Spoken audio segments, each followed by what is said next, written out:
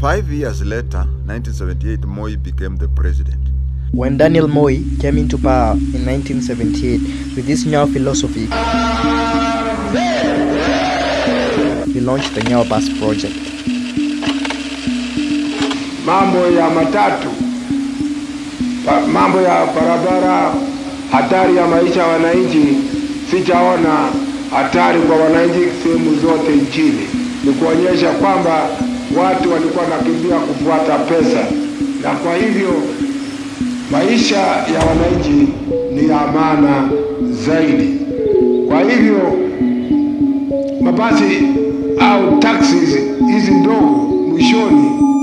These buses were supposed to provide affordable transport and employment to Kenyans, but more so to compete with Kenya Bus services. And are operated by the National Youth Service. Young people, specially recruited from all parts of the country, are trained for jobs in the service of the nation. Although in less than a decade after its launch, the Nyayo Bus Corporation came into a halt and the company was declared insolvent. And with all due respect to Uncle D and his people were very corrupt.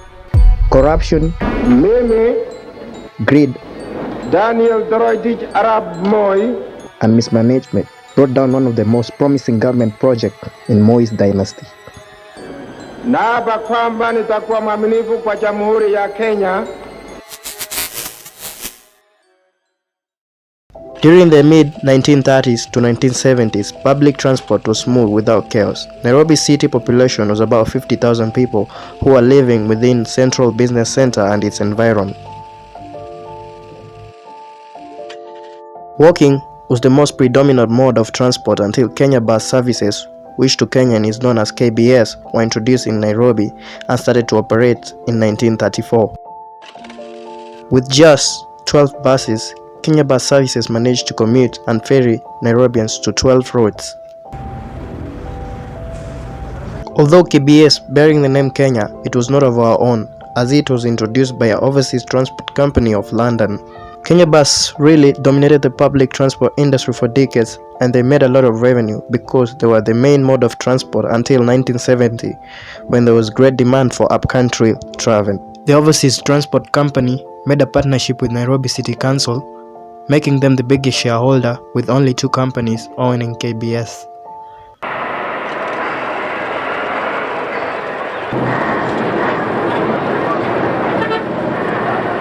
With the great demise of Jomo Kenyatta in 22nd August 1978, Daniel Moi rose into power as the second president of Kenya.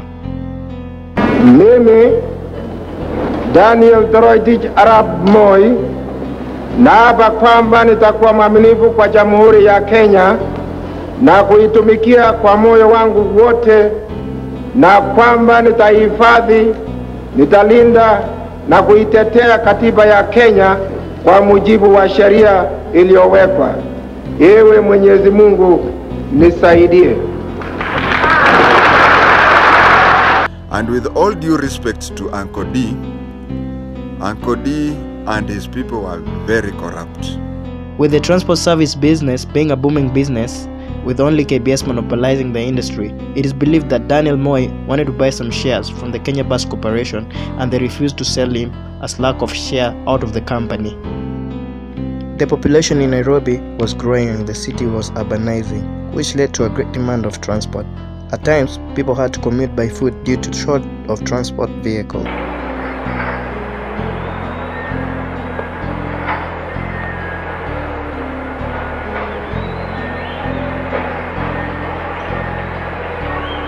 For the very first time, KBS could not supply the number of the required buses due to the high population density of Nairobi.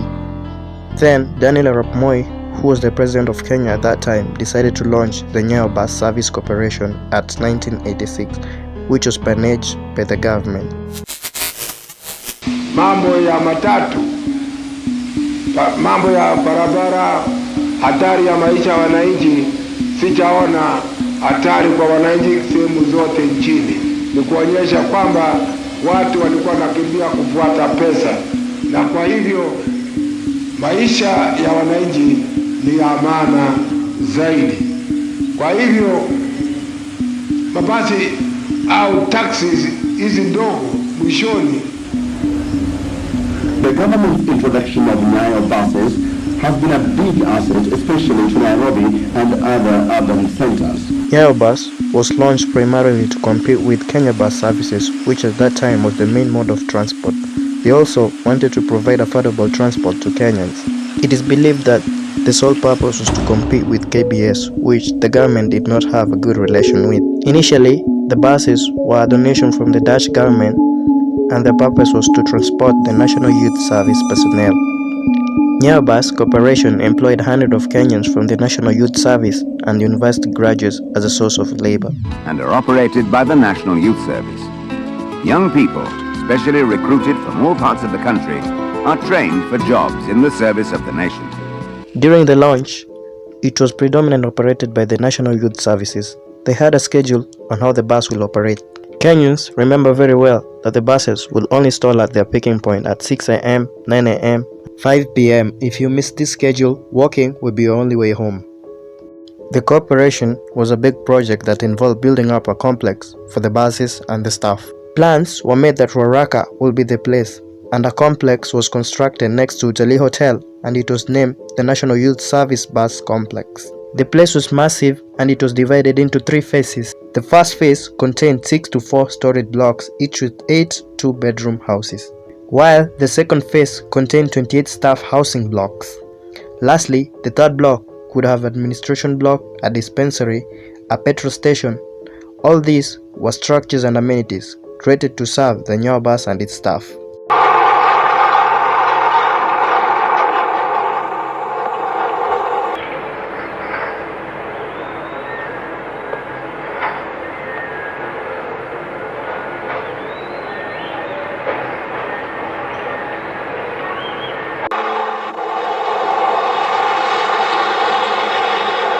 At that time, the transport service was a good business, and Nyayo Bus Company boasted to have made an estimate of 9 million shilling as a profit. The public transporter was quickly growing and it became too big for the National Youth Service to manage. Then, the government at that time decided to form the Nyayo Bus Service Corporation as a parastatal. In 1990, the new parastatal received more buses from the Italian, Dutch, Belgian government to expand the fleet to over 300 buses. The transporter will then expand the operation routes in Nairobi, Mombasa, Nakuru, Eldoret, Kisii and Meru.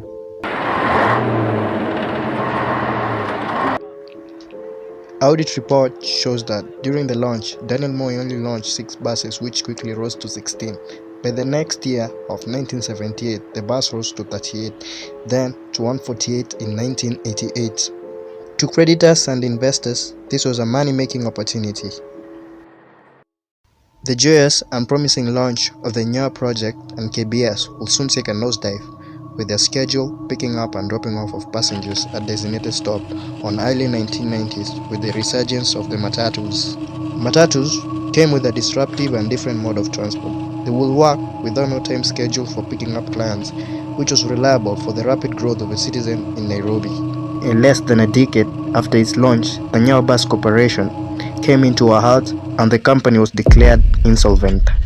Most of the buses, which were a donation, came with body chassis and spare parts, so that periodically, when the bus broke down, they will not have to wait or import spare parts. But something sinister is that over the years, most of the buses will broke down and will be out of the service, while the new ones will sit at the NYS complex waiting for official release. An article published in 1995 will later reveal that 89 unbuilt chassis that were donated by the Belgian government were stored open and were going to waste at the corporation headquarters. Diving deep into this rabbit hole, there was corruption inside the management, which revealed that some of the body bus chassis, which were valued at around 6 million, were sold, and others were missing valuable spare parts, which they would have completely disappeared, and the government lost count of it. Ni kuonyesha kwamba watu walikuwa wanakimbia kufuata pesa, na kwa hivyo maisha ya wananchi ni amana zaidi. Kwa hivyo the company was placed under receivership before all claims of the creditors could be settled. This project became a white elephant of the former President Daniel Moi's regime. The company failed due to mismanagement and corruption, which eroded all of its initial gains.